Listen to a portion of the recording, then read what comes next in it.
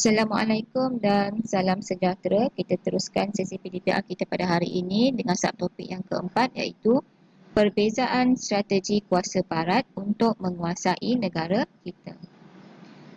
Perbezaan strategi di antara Portugis, Belanda dan British. Portugis menggunakan strategi menyerang semasa menjatuhkan Kesultanan Melayu Melaka.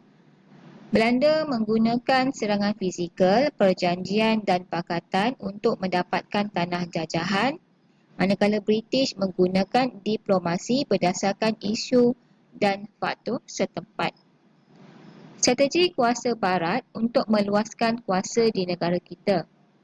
Belanda menggunakan serangan fizikal, pakatan dan perjanjian, manakala British menggunakan manipulasi, ugutan atau desakan, tipu helah, perjanjian, pakatan, pajakan dan serangan fizikal. Okey, kita lihat strategi Belanda. Serangan fizikal. Serangan yang berlaku di Perak untuk mendapatkan biji timah. Belanda berperang dengan Selangor dan Rembau kerana bimbang penguasaan Selangor ke atas Selat Melaka. Berperang dengan Johor kerana perselisihan faham mengenai perdagangan. Berperang dengan Angkatan Johor dan Selangor kerana merebut perairan Selat Melaka.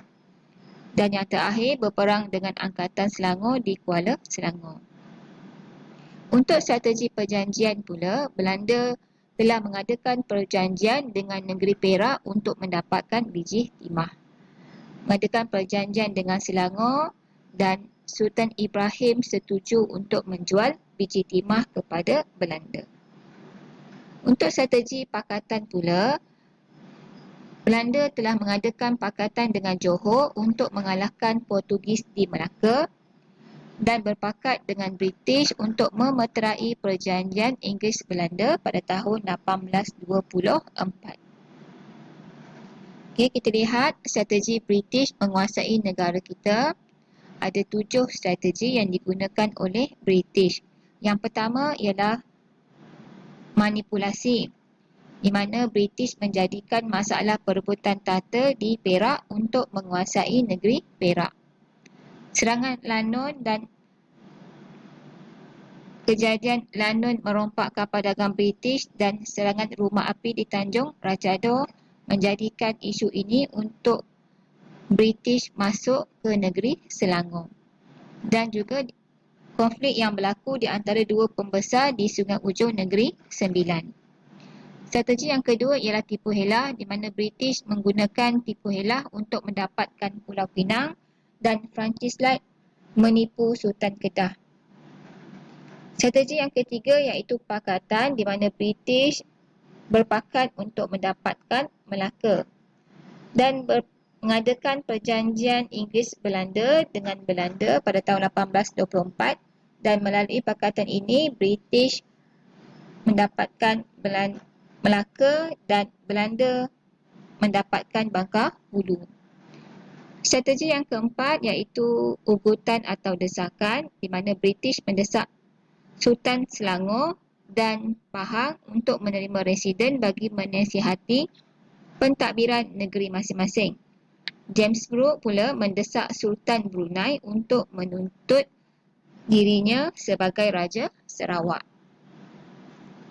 Strategi yang kelima iaitu perjanjian, di mana British mendesak Sultan Perak, Selangor dan Sultan Pahang serta Yang Tuan Seri menanti untuk menandatangani perjanjian menerima naungan British.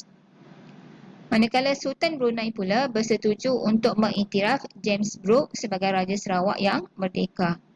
Strategi yang keenam iaitu pajakan.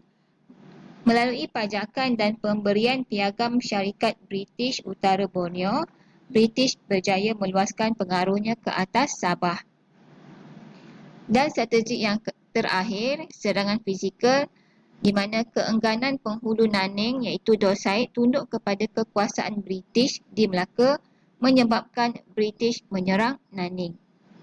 British juga membedil Kuala Terengganu dan meminta Sultan Omar tidak mencampuri masalah perang saudara di Pahang dan masalah tahta Sultan Mahmud di Linggar. Okay, untuk kesimpulannya, penguasaan kuasa barat ke atas negara kita dengan menggunakan pelbagai taktik dan strategi menyebabkan berlakunya perubahan besar-besaran dalam pelbagai aspek politik, ekonomi dan sosial.